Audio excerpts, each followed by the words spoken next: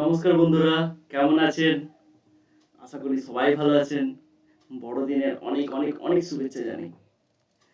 কোথাও ঘুরতে যাওয়ার প্ল্যান আছে নাকি? না বাইরেই ঘুরছেন? আচ্ছা কেন জিজ্ঞেস করছি? ধরুন আমরা যখন বাইরে ঘুরতে যাই, তখন দুটো প্রকারে যেতে পারি। আমরা ফ্যামিলি মেম্বার মিলে সব ঠিক করে ফেললাম কোথায় যাব, কিভাবে যাব সেটাও ঠিক করলাম, কোথায় থাকবো সেটাও রিসার্চ করলাম, কোথায় কোথায় ঘুরবো সেটাও রিসার্চ করলাম এবং বেরিয়ে পড়লাম। আর দ্বিতীয় প্রকার হচ্ছে আমরা কোনো ট্রাভেল এজেন্টের ধার ধরে গেলাম। সেক্ষেত্রে আপনি কোথায় যাবেন সেটা তাকে বললেন, সে তাদের একটা ফিস বলবে বা প্যাকেজ দেবে, সেই অনুযায়ী আপনি ফুলফিল করলেন এবং বেরিয়ে পড়লেন তাদের সাথে। দুটো ক্ষেত্রে সুবিধা অসুবিধা তো আছেই। আপনি যখন নিজে যাচ্ছেন তখন আপনাকে অনেকটা রিসার্চ করতে হচ্ছে এবং যদি বাইরে কোথাও সমস্যা পড়েন সেটাও কিন্তু আপনাকে নিজেকেই সামলে নিতে হবে। কিন্তু সুবিধাটা হচ্ছে আপনি নিজে নিজের মালিক।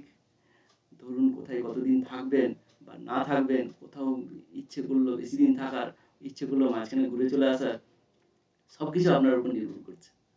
আর যদি আপনি ট্রাভেল এজেন্সির সাথে যান তাহলে রিসার্চ তো তারা করে নিচ্ছে, কিন্তু আপনি তাদের মতনই যাচ্ছেন আসছেন। আর হ্যাঁ, যদি এটা কোনো অসুবিধায় পড়েন, দেখবেন এজেন্সি আপনাকে অনেকটা সামাল দিয়ে দেবে। আচ্ছা এইসব গল্প কেন বলছি? এই কথাগুলোর মাধ্যমে দেখুন আমরা বুঝতে পেরে গেছি মিউচুয়াল ফান্ডটা কি। আচ্ছা বিস্তারিতভাবে জানবো। আমি দেবিদাস মাঝি আপনাদের সবাইকে স্বাগত জানাচ্ছি আশিস একাডেমিতে। আচ্ছা বলুন তো, আমরা শেয়ার মার্কেটে কিভাবে ইনভেস্ট করতে পারি? প্রথমটা হচ্ছে আমরা শেয়ার মার্কেটের সম্পর্কে অনেক কিছু জানলাম, শিখলাম এবং ইনভেস্ট করে ফেললাম, অনেকটা রিসার্চ করলাম।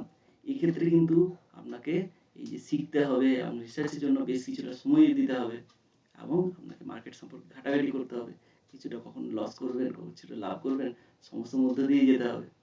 আর দ্বিতীয়টা হচ্ছে যদি আপনি এইসব ব্যাপারগুলো স্কিপ করতে যান, আপনার পক্ষে সবথেকে ভালো হবে আপনি মিউচুয়াল ফান্ডে যান। সেক্ষেত্রে একজন ফান্ড ম্যানেজার থাকে, যে আপনার পুরো টাকাটা কিভাবে কোন জায়গায় গেলে ভালো হবে তা উনি রিসার্চ করেন। তিনি খুব হাইলি কোয়ালিফাইড থাকেন, তাকে আপনি বিশ্বাস করতেই পারেন। সে তার বদলে একটা ফিজ নেন এবং আপনাকে নিবেশ করার পদ্ধতি বলে দেন। আচ্ছা চলুন আরো ভালোভাবে জানি। মিউচুয়াল ফান্ড কথাটা হচ্ছে মিউচুয়াল আর ফান্ডস নিয়ে।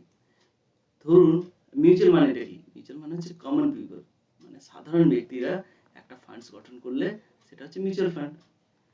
ধরুন আমরা অনেকজন ব্যক্তি মিলে একটা ফান্ড গঠন করলাম, সেটা হয়ে গেল মিউচুয়াল ফান্ড। আচ্ছা এক্ষেত্রে একটা সবার ক্ষেত্রে ভুল ভ্রান্ত ধারণা থাকে, সেটা হচ্ছে মিউচুয়াল ফান্ডে নিবেশ করা মানেই হচ্ছে আপনার শেয়ার মার্কেটে নিবেশ করা। তা নয়। আপনি মিউচুয়াল ফান্ডের মাধ্যমে গোল্ডেও নিবেশ করতে পারেন, আপনি রিয়েল এস্টেটেও যেতে পারেন, নিবেশ করতে পারেন, আপনি গভর্নমেন্ট বন্ডেও যেতে পারেন এবং আরো অন্যান্য ক্ষেত্রেও আপনি নিবেশ করতে পারেন। আচ্ছা মিউচুয়াল ফান্ডে কিভাবে কাজ করে সেটা জানি। অনেকগুলো পিপল মিলে একটা এএমসি গঠন করে, অ্যাসেট ম্যানেজমেন্ট কোম্পানি। এএমসি প্রথমে তাকে নিজেরা রেজিস্টার করে সিবির কাছে এবং অ্যাডভার্টাইজমেন্ট করে যে আমরা একটা মিউচুয়াল ফান্ড খুলতে চলেছি, সবাই মিলে আসুন, এখানে টাকা নিবেশ করুন। এবং তার সব থেকে বেশি কাজ যেটা হলো সেটা হচ্ছে তাদেরকে একটা এক্সপার্ট রাখতে হবে। এই এক্সপার্টের নাম হচ্ছে ফান্ড ম্যানেজার। এই ফান্ড ম্যানেজার কি করে, আপনাদের কাছে সবার কাছে একটা চার্জ নেয়, যেটা হচ্ছে ইয়ার। এই ইয়ার নিয়ে, মানে ইয়ার বলতে এক্সপেন্স রেশিও, এই এক্সপেন্স রেশিও নিয়ে, সেই এক্সপেন্স রেশিওটা হচ্ছে 0.5% বা তার কমও হতে পারে, 0.5 থেকে 3 বা 4% পর্যন্ত হতে পারে। মানে ধরুন আপনি 100 টাকা মিউচুয়াল ফান্ডে নিবেশ করলেন, তার মধ্যে 2-3 টাকা বা 4 টাকা যেটা ইয়ার থাকবে সেটা বাদ দিয়ে আপনার টাকাটা মার্কেট নিবেশ হচ্ছে। এর ফলে আপনি সুবিধাগুলো যেটা পাচ্ছেন, একটা এক্সপার্টের সাহায্য পেয়ে যাচ্ছেন। তো যখন আমরা নিবেশ করব, এখানে আমরা দেখে নেব ইয়ারটা যেখানে কম হবে সেটাই হয়তো ভালো হবে সব থেকে, আবার নাও হতে পারে। হয়তো আপনি যে ফান্ড ম্যানেজারের কাছে গেছেন তিনি হয়তো অতটা কোয়ালিফাইড নয়, আপনার কাছে চার্জটা কম নিচ্ছে, অথচ লাভ করতেও হয়তো কম পারছে। তবে সেটা দেখে নিতে হবে। এবার বুঝি কি কি প্রকারের মিউচুয়াল ফান্ড হতে পারে। প্রথম হচ্ছে equity mutual fund. Equity mutual fund কি? যখন আমাদের পুরো টাকাটা ইকুইটিতে যাবে, মানে শেয়ার মার্কেটে উপর যাবে, সেটা হচ্ছে মানে ইকুইটি মিউচুয়াল ফান্ড। সেক্ষেত্রে আপনার প্রফিটের পরিমাণ অনেকটা বেশি থাকে, রিস্কটাও বেশি। কারণ আমরা জানি শেয়ার মার্কেটে তো কিছুই হতে পারে, তাই জন্য রিস্কটা বেশি, কিন্তু প্রফিটটা অনেক বেশি থাকে। দ্বিতীয় হচ্ছে ডেট মিউচুয়াল ফান্ড। এক্ষেত্রে আপনাকে ফান্ড ম্যানেজার কি করে, আপনার গভর্নমেন্ট বন্ড বা সিকিউরিটি এইগুলোতে টাকাটা খাটায়। এর ফলে এইসবগুলোতে খাটানোর ফলে আপনার প্রফিটটা তো কম থাকে, আবার রিস্কটা অনেক কম থাকে, বা নেই বললেই চলে। গভর্নমেন্ট বন্ডে আবার কোথা থেকে আমরা টাকাটা পাবো বলুন? তৃতীয় হচ্ছে হাইব্রিড মিউচুয়াল ফান্ড। হাইব্রিড কথাটার মাধ্যমে তো বুঝতে পেরেছি, ইকুইটি আর ডেট দুটো মিলে হচ্ছে হাইব্রিড। এক্ষেত্রে যে টাকাটা আপনার কাছে থাকছে তার কিছুটা অংশ ইকুইটিতে যায়, কিছুটা ডেটে যায়। এর ফলে হয়টা কি, এক্ষেত্রে প্রফিটটাও মোটামুটি মার্জিনাল থাকে, আর রিস্কও মার্জিনাল থাকে। এক্ষেত্রে ইকুইটির থেকে আপনার রিস্কটা কম থাকে, আর হাইব্রিডের থেকে ইকুইটির থেকে হাইব্রিডের রিস্কটা কম থাকে, এবং ডেটের থেকে একটু বেশি থাকে। সেম হচ্ছে আপনার প্রফিটের ক্ষেত্রে, ইকুইটিতে প্রফিট সব থেকে বেশি, তারপরে আপনার হাইব্রিডের ক্ষেত্রে, তারপরে আসছে ডেট। নেক্সট হচ্ছে ইন্ডেক্স মিউচুয়াল ফান্ড। এক্ষেত্রে ফান্ড ম্যানেজার আপনার সমস্ত টাকা ইন্ডেক্সে খাটিয়ে দেবে। ইন্ডেক্স হচ্ছে যেমন নিফটি 50, নিফটি, সেন্সেক্স, এগুলো হচ্ছে আপনার ইন্ডেক্স। এগুলোর ক্ষেত্রে আপনার সমস্ত টাকাটা লগ্নি হবে। এক্ষেত্রে আপনার রিস্ক নেই, বা মডারেট রিস্ক বলতে পারেন। কারণ হচ্ছে নিফটি, ধরুন এখন যদি 17,000 টাকা নিফটির রেট হয়, এটা কখনোই সম্ভব নয় বলতে পারেন যে শূন্যতে নেমে যাওয়া। তার মানে আপনার টাকাটা কখনোই ডুবে যাবে না পুরোপুরি, এটা হয়তো কিছুটা কমবে, কিছুটা বাড়বে, এবং আলটিমেটলি উপরের দিকেই যাবে।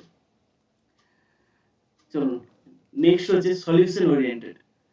এটা কি? ধরুন আপনি আপনার ছেলের বা মেয়ের বিয়ে দেবেন 5 বছর পর, বা ছেলে বা মেয়েকে বিদেশে পাঠাবেন, বা পড়াশোনা খরচ চালাবেন, অথবা নিজের কোনো খরচ সেই জন্য ভাবনা চিন্তা করে রেখেছেন। সেই জন্য সেই সলিউশন ওরিয়েন্টেড আপনি একটা মিউচুয়াল ফান্ডে গেলেন। সেক্ষেত্রে হবে কি, আপনার টাকাটাকে ফান্ড ম্যানেজার বলবে যে দাদা আপনি 5,000 টাকা করে প্রতি মাসে দিলেন, 5 বছরের জন্য দিয়ে যান। তাহলে আপনি একটা সার্টেন অ্যামাউন্ট টাকা পাবেন, যাতে আপনি দেখলেন হ্যাঁ সত্যিই তো আপনার মেয়ের বিয়ে বা ছেলের বিয়ে বা যে খরচের জন্য আপনি সলিউশন বার করতে চাইছেন, সেই টাকাটা আপনার মিটে যাচ্ছে। এইগুলো হচ্ছে মিউচুয়াল ফান্ড, এত টাইপের হতে পারে। হ্যাঁ, অ্যাডভান্টেজটা হচ্ছে, প্রথমে হচ্ছে আপনি এখানে একটা এক্সপার্ট পাবেন, যেটা নিজে যদি আপনি মিউচুয়াল ফান্ডে যেতে চান, এই এক্সপার্টটাকে পাচ্ছেন না। এই এক্সপার্টটাই হচ্ছে আমাদের ফান্ড ম্যানেজার।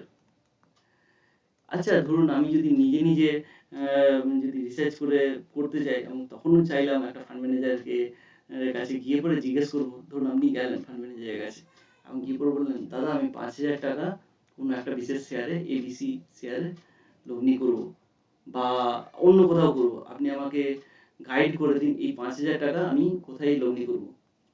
তো ফান্ড ম্যানেজার জানেন আপনাকে কি বলবে, যে দেখুন এখানে 5,000 টাকা আপনি যে লগ্নি করবেন, তার থেকে আমি যে এটা বলার জন্য ফিজেই তো আপনার কাছে 3,000 টাকা নেবো, তাহলে আপনার তো বাড়ছে 2,000 টাকা। 2,000 টাকা কি লগ্নি করতে চাইবেন? অবশ্যই করতে চাইবেন না। কিন্তু মিউচুয়াল ফান্ডের ক্ষেত্রে ব্যাপারটা আলাদা থাকে। আপনি ধরুন 5,000 টাকা দিলেন, এমনি 5,000 টাকা আরো 5,000 জন দিয়েছে, তো এর ফলে আপনার যে মোট টাকার পরিমাণ অনেকটাই বেশি। সেখান থেকে যদি এক্সপার্ট তার ফিসটা যতই হোক নিয়ে নেয়, তাহলেও অনেক টাকা বেঁচে যাবে, কি তাই তো? নেক্সট হচ্ছে ডাইভার্সিফিকেশন। এক্ষেত্রে ডাইভার্সিফিকেশন মানে হচ্ছে, আপনি ধরুন 1,000 টাকা মিউচুয়াল ফান্ডে দিচ্ছেন। এবার 1,000 টাকা কি করছে মিউচুয়াল আপনার ফান্ড ম্যানেজার, সেটাকে 50টি ফান্ডে লাগিয়ে দিচ্ছে। এবার যদি আপনি একা যান, 1,000 টাকা নিয়ে 50টা ফান্ডে লগ্নি করতে পারবেন? মনে হয় তো সম্ভব নয়। কিন্তু ফান্ড ম্যানেজার এই টাকাটা নিয়ে 50টি ফান্ডে নিবেশ করে ফেলছে। নেক্সট আসছে এসআইপি। এসআইপিটা খুব সুবিধাজনক বলতে পারেন, সিস্টেমেটিক ইনভেস্টমেন্ট প্ল্যান। মানে এখানে আপনি কি করেন, একটা বিশেষ পরিমাণ টাকা, ধরুন 1,000, 2,000, 5,000, 10,000 যতই হোক, আপনি যার এটা সম্ভব হবে আপনার পক্ষে, সেই টাকাটা প্রতি মাসে ব্যাংক ম্যান্ডেট করে রাখলেন। মানে ব্যাংক থেকে সেই মাসে সেই ডেটে ওই টাকাটা মিউচুয়াল ফান্ডে চলে যাবে। এক্ষেত্রে আপনি একটা সুবিধা পেয়ে যাচ্ছেন, আপনাকে সেই টাকা নিয়ে ভাবতে হচ্ছে না, এবং ফান্ড ম্যানেজার আপনার টাকাটা লগ্নি করছে না, এবং সেই লাভ বা লসের আপনি পুরো মজাটাই পাচ্ছেন। আচ্ছা, এখানে বলে রাখি, অনেকের ধারণা থাকে এসআইপি মানেই মিউচুয়াল ফান্ড, কিন্তু তা নয়।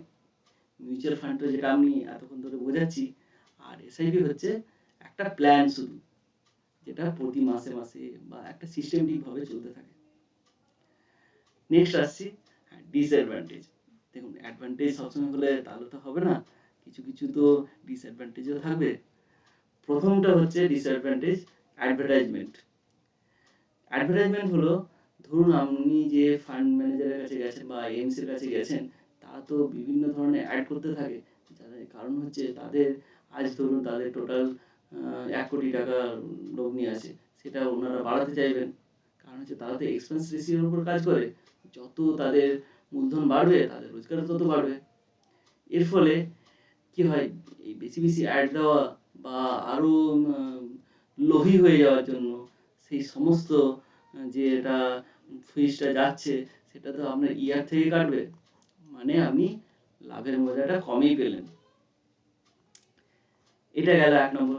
2 নম্বর হচ্ছে, অনেক সময় ফান্ড ম্যানেজার হাতে থাকে না, যে যেমন ধরুন, এটা বোঝার জন্য বলি, ধরুন মার্কেটে এইভাবে উঠছে, উঠে গিয়ে এখানে নেমে গেল, নেমে গিয়ে এখানে গেল, আবার এখানে একটা সাপোর্ট পেয়ে আবার উঠে চলে এলো। এবার ফান্ড ম্যানেজার যে হাইলি কোয়ালিফাইড থাকেন, এবং তিনি কিন্তু প্রেডিক্ট করতে পারেন যে ঠিক এরকম জায়গাতে বা এরকম জায়গাতে সেটা মার্কেটে সাপোর্ট পেয়ে আবার উপরে উঠবে। তো তার জন্য উনি খেয়াল রাখেন যে ঠিক এইরকম জায়গায় যেখানে সব থেকে নিচের দিকে যাবে, সেখানে আমি পুরো টাকাটা লগ্নি করবো।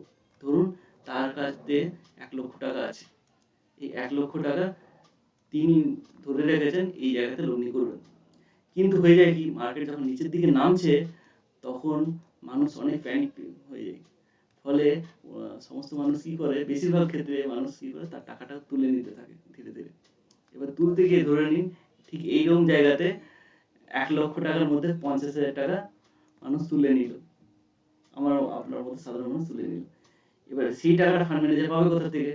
ওকে কি করতে হবে, ওই টাকাটা দেওয়ার জন্য এই জায়গাটায়, যেহেতু যেখানে কেনা উচিত ছিল মিউচুয়াল ফান্ডগুলো বা শেয়ারগুলো, সেই জায়গায় ফান্ড ম্যানেজার কি করবে, সেখানে বিক্রি করতে বাধ্য হবেন ওই 50,000 টাকা তোলার জন্য। এর ফলে যে কেনা উচিত ছিল বেচা হয়ে গেল, এর ফলে মূল লাভের উপরও তফাৎটা পড়ে গেল, কি তাই তো? আরো একটা ডিসঅ্যাডভান্টেজ আছে, ফান্ড ম্যানেজার তো জব করেন, তাকে তো তার চাকরিটা বাঁচাতে হবে। সবসময় তিনি যে স্মল ক্যাপ বা মিড ক্যাপের উপর ফাঁসিয়ে, যেটাতে হয়তো গ্রোথ করার সম্ভাবনা বেশি থাকবে, সেই দিকে না গিয়ে উনি একটু সিকিউর ভাবে খেলতে চাইলেন। তার মানে খুব বড় লার্জ ক্যাপ ফান্ডে, যেগুলো গ্রোথ ধীরে ধীরে হতে থাকে, মানে গ্রোথ হবে কিন্তু খুব ধীরে ধীরে হয়, সেই ফান্ডগুলোতে লাগাতে চাইলেন। তার ফলে কি, যে পুরো টাকাটা ধরুন এই যে 1 লক্ষ টাকা তার কাছে ছিল, হঠাৎ করে কমে গেলে তো তাকে তো চাকরি ছাড়তে হবে। তো সেই জন্য উনি চান এমন কোনো ফান্ডের মধ্যে দিতে, যেটা ধীরে ধীরে হলেও গ্রোথ করবে। তার ফলে উনি বেশি রিসার্চ করলেন না, এবং তার ওই যে লাভের যে মজাটা আপনিও পেলেন না, কি? আচ্ছা, নেক্সট আসি। হ্যাঁ, অনেক কোশ্চেন আছে আমাদের মনের মধ্যে যে মিউচুয়াল ফান্ডের সম্পর্কে, সেই কোশ্চেনগুলো একটা একটা করে বুঝে নিই। প্রথমে হচ্ছে, আমরা অনেক সময় ভাবি যে আমরা যখন খুশি কি মিউচুয়াল ফান্ড থেকে টাকাটা তুলে নিতে পারি। হ্যাঁ, অনেকটা ক্ষেত্রে তুলে নিতে পারি, কিন্তু সব ক্ষেত্রে তুলতে পারি না।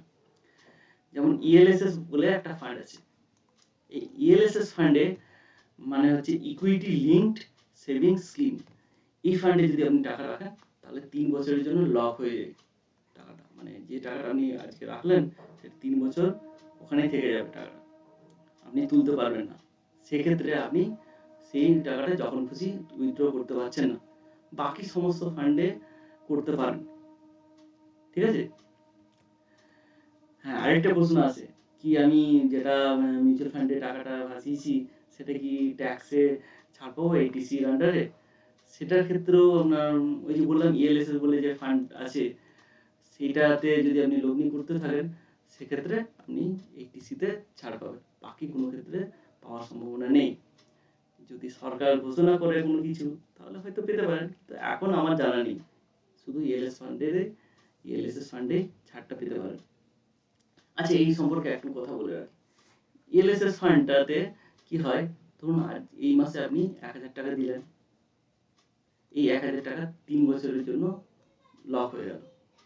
3 বছর পরেই আপনি এই 1,000 টাকা তুলতে পারবেন। পরের মাসে ধরুন আবার 1,000 টাকা দিলেন, সেটা পরবর্তী 3 বছরের জন্য, মানে এটা ধরুন ডিসেম্বরে দিয়েছেন, তারপরে জানুয়ারি দিয়েছেন, সেই 3 বছর পরে ডিসেম্বর বা জানুয়ারি সেইভাবেই উঠতে থাকবে। বুঝতে পেরেছেন? এরপরে ধরুন হয়তো এতদূর পর্যন্ত আপনি টোটাল অনেক টাকাই লগ্নি করেছেন এবং সমস্ত টাকাটা তুলে নিতে চান। সমস্ত টাকা তুলতে গেলে এইটাকে যদি তুলতে যান তাহলে তার 3 বছর পর্যন্ত আপনাকে অপেক্ষা করতে হবে, তখন তুলতে পারবেন। কিন্তু এক্ষেত্রে মজার ব্যাপার হলো আপনি এইটিসিতে ছাড় পাচ্ছেন, এবং এর ক্ষেত্রে আমি দেখেছি এটাও লাভ, প্রফিটটা খুব বেশ ভালোই থাকে। আচ্ছা, নেক্সট, হ্যাঁ, এই কোশ্চেনটা তো সবার মনে আসেই, যে ধরুন দাদা আমি ব্যাংকে টাকা রাখলাম, কিন্তু ব্যাংকে টাকা রাখলাম, কিন্তু সেই মাসে সেই দিনটাতে আমার অ্যাকাউন্টে সেই পরিমাণ টাকাটা নেই। ধরুন আপনি 5,000 টাকা করে এসআইপি করেছেন, কিন্তু যেদিন ধরুন 14 তারিখে কাটবে, আমি ধরে নিচ্ছি 14 তারিখে কাটবে, 14 তারিখে কাটার আগে ধরুন 13 তারিখে আপনি ভুল করে কোনো মার্কেটে বাজার করে ফেলেছেন বা কোনো কারণে 5,000 টাকা থেকে নিচে নেমে গেছে, 4,000 টাকা হয়ে গেছে, সেক্ষেত্রে আমাদের দেখুন এসআইপিটা সেই মাসে কাটে না। তখন আমাদের ভয় ঢুকে যায়, এসআইপিটা কি বন্ধ হয়ে গেল, নাকি না আমাকে পেনাল্টি দিতে হবে। আপনি নিশ্চিত থাকতে পারেন যে এক্ষেত্রে আপনার এসআইপি বন্ধ হয়নি বা আপনাকে পেনাল্টিও কাটবে না। কারণ হচ্ছে পেনাল্টি কেন কাটবে? আপনি কি ইএমআই ভরছেন যে আপনি টাকা দিতে বাধ্য হচ্ছেন? তা তো নয়। আপনার এক্ষেত্রে পেনাল্টি কাটার কোনো সম্ভাবনা নেই। হ্যাঁ, তবে ব্যাংক ম্যান্ডেট যে করা থাকে প্রতি মাসে অমুক তারিখে একটা নির্দিষ্ট তারিখে, এই ধরুন যেখানে 14 তারিখে আপনার টাকাটা কাটতে থাকবে, এই 14 তারিখে যদি ধরুন ব্যাংক ম্যান্ডেটে দেখলো যে সেই টাকার পরিমাণটা নেই, এবার ব্যাংক একটা চার্জ কেটে নেয়। ঠিক যেমন আপনার কোনো চেক বাউন্স হয়ে গেলে একটা চার্জ কাটে, সেটা ব্যাংক কাটে। তো সেই পরিমাণটাও খুব কম, 5 টাকা, 10 টাকা, 20 টাকা কিছু একটা হবে, আপনার ব্যাংক সেটা বলতে পারবে। কিন্তু এসআইপি কোম্পানি যেগুলো ধরুন ফান্ড ম্যানেজার বা এএমসি কোনো চার্জ কাটবে না। চলুন নেক্সট কোশ্চেন আসে। এবার হ্যাঁ, অনেকের প্রশ্ন আছে, আমি কি এসআইপিটা বাড়াতে বা কমাতে পারবো? সেক্ষেত্রে কিছু কিছু ফান্ড ম্যানেজার বা এএমসি আপনাকে অ্যালাউ করেন যে আপনি প্রতি মাসে বা প্রতি বছর বা 6 মাস অন্তর অন্তর বাড়াতে পারেন। কেমন?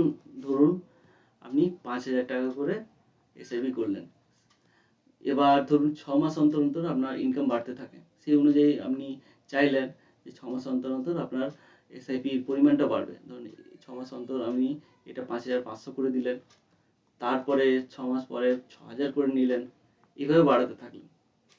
তো এটা কিছু কিছু ফান্ড হাউস অ্যালাউ করে। সেক্ষেত্রে আপনি তাকে সেই কন্ডিশনে যদি থাকেন তাহলে ওই 6 মাস পর পর সেই পরিমাণ আপনার এসআইপি পরিমাণ বাড়তে থাকবে। কিন্তু এটা সব ক্ষেত্রে সঠিক হয় না। কারণ হচ্ছে সব ক্ষেত্রে সব ফান্ড ম্যানেজার এটা অ্যালাউ করেন না। সেটা আপনাকে যখন ফান্ডে নিবেশ করছেন প্রথমবার, তখন আপনাকে অবশ্যই দেখে নিতে হবে। আচ্ছা, এবার আপনাদেরকে ধন্যবাদ জানাই। আর যদি ভালো লেগে থাকে তাহলে অবশ্যই আমার চ্যানেলটিকে সাবস্ক্রাইব করবেন, লাইক কমেন্ট করবেন। ধন্যবাদ। বড়দিন খুব ভালো করে কাটান।